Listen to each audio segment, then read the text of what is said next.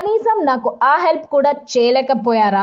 Sreeja out కాగానే ఇక మిగిలిన నలుగురికి తదుపరి ఇమ్యూనిటీ టాస్క్ పెడతానని బిగ్ బాస్ చెప్పాడు. ఇంతలో భరణితో దివ్య డిస్కషన్ పెట్టింది.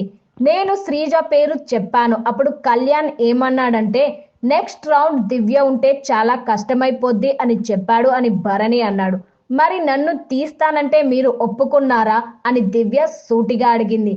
అక్కడ ఫస్ట్ ముగ్గురు కలిసి భరణి గారు ఏంటి మరి ఒక్కొక్కరిని తీసుకుంటూ వెళ్ళిపోదామా అన్నారు. 4వ రౌండ్ డీమాన్ పేరు వచ్చింది. నీ పేరు అసలు లేనే లేదు అంటూ భరణి కవర్ చేశాడు. నేనేం లాస్ట్ వరకు నన్ను ఉంచాలని అనుకోలేదు, కానీ ఫస్టే తోసేయాలా? అప్పుడు వాళ్ళని వెనక్కి కూడా లాగరా? ఆ హెల్ప్ కూడా చేయరా? నేనే అడుక్కోవాలా వచ్చి మిమ్మల్ని హెల్ప్ అంటూ దివ్య అంది. అక్కడ వాళ్ళు చెప్పిందే అమ్మాయిలందరినీ తీసేద్దామని అన్నాడు భరణి. తీద్దాం, ఓకే, మరి మీ మైండ్లో వేరే పేరు ఉన్నప్పుడు తనని తోసేయొచ్చుగా. నన్ను శ్రీజ అలా కాలు పట్టుకొని లాగుతున్నప్పుడు తనని లాగడం మీకు ఎంతసేపు అంటూ భరణిని కార్నర్ చేసింది దివ్య. దివ్య ఏడుపు, భరణి సైలెంట్. ఆ తర్వాత మరోసారి భరణితో మాట్లాడుతూ దివ్య ఎమోషనల్ అయింది.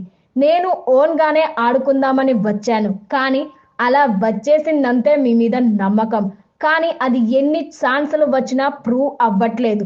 నేను ఎక్కువ ఎక్స్పెక్టేషన్స్ పెట్టుకుంటున్నానేమో అనిపిస్తుంది అనవసరంగా.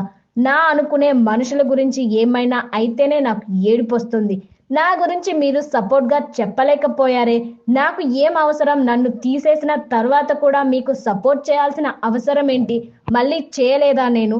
అదే పొజిషన్లో వేరే ఎవరైనా ఉంటే చేస్తారా? మీరు ఇవన్నీ చూడరు, చూస్తారు మళ్ళీ తర్వాత ఏం చేయరు. నమ్మకూడదు, ఎవరిని నమ్మకూడదు అనుకుంటూనే ఉంటా. కానీ ఏం చేస్తాం, ఇంకా బ్రెయిన్ లేదు, చిన్నపిల్లని కదా. నాకు వాళ్ళు తీసేశారని కూడా ప్రాబ్లం లేదు, కానీ మీరు అలా నిల్చొని ఉన్నారు చూడండి. పవన్ ఎలా నిలబడిపోయాడు రీతు కోసం. ఆ లెవెల్లో లేకపోయినా కనీసం ఏదో ఎవరి గేమ్ వాళ్ళు ఆడుకుంటున్నారండి. నాకు ఏం ప్రాబ్లం లేదు, కొంచెం బాధ వస్తుంది అంతే అంటూ దివ్య కన్నీళ్లు పెట్టుకుంది. ఏం చెప్పాలో తెలియక భరణి అలా ఉండిపోయాడు.